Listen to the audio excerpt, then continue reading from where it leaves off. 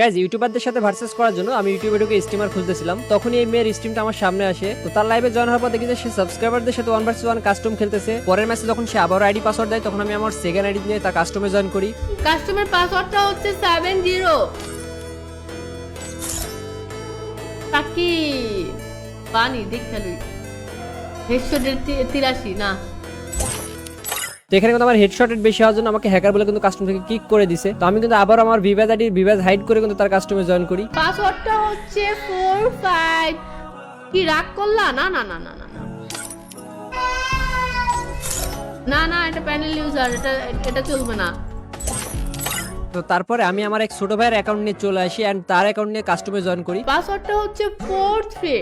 এই আইডির headshot rate কম থাকে কিন্তু ম্যাচটা এখানে স্টার্ট করে দেয়। তো ম্যাচ স্টার্ট হওয়ার পরে কিন্তু প্রথম রাউন্ডে কিন্তু আমি এখানে একটা ডেজার্ট ইগল কিনি, আর ভেস্ট হেলমেট কেনার পর দেখি যে গ্লোয়াল নেওয়ার জন্য আমার কাছে আর টোকেন নাই। তো আমি যেহেতু গ্লোয়াল কিনতে পারি না, তো আমি এখানে সেফ থাকার জন্য কাভারে দাঁড়ায় আছি এন্ড কাভার থেকে কিন্তু এখানে ফায়ার দেওয়ার ট্রাই করতেছি।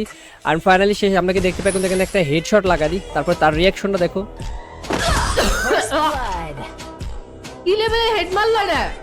তো এখানে হেডশট খাওয়ার পর সে তার স্টিম টানে দেখতেছে মানে হেডশটটা কিভাবে মারছি এন্ড তারপরে কি বলে সে দেখো। দিকে তো কি লেভেলে হেড মারলো, দাঁড়াও বিষয়টা বুঝার আছে। ও বের হওয়ার আগে হেড মারছে।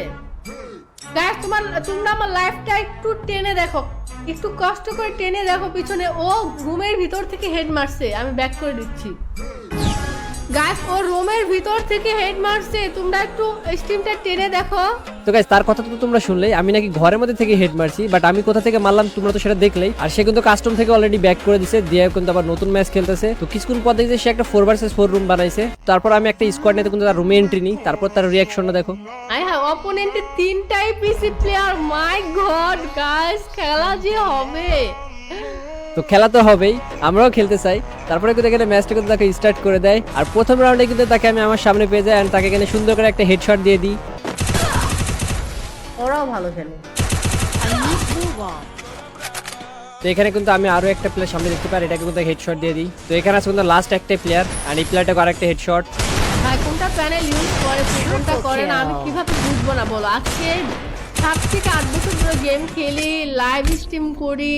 তো এটা কিন্তু দ্বিতীয় রাউন্ড, আর সামনে থেকে আমার এক টিমমেটকে কিন্তু অলরেডি নক করে দিছে। তো লং থেকে কিন্তু এখানে আমি একটা দেখো আবার হেডে নক করে দিছি, তারপর এই স্ট্রিমারটাকে। আর আমার টিমমেটকে কিন্তু ওখানে রিভাইভ দিয়ে দিছে। না রিভাইভ দিয়ে কাস্টম হবে না, তারপর কি বুঝে না নাকি? মূর্খের মতো কাস্টম খেলে। তোমরাই খেলো ভালো। তো এটা কিন্তু একটা প্রপার 4 vs 4 কাস্টম। আর আপু কিন্তু শুরুতে একবারও বলে দেয় না যে রিভাইভ দেওয়া নাই। তো বিষয়টা এমন হলো না যে নাচতে না জানলে উঠান বাঁকা।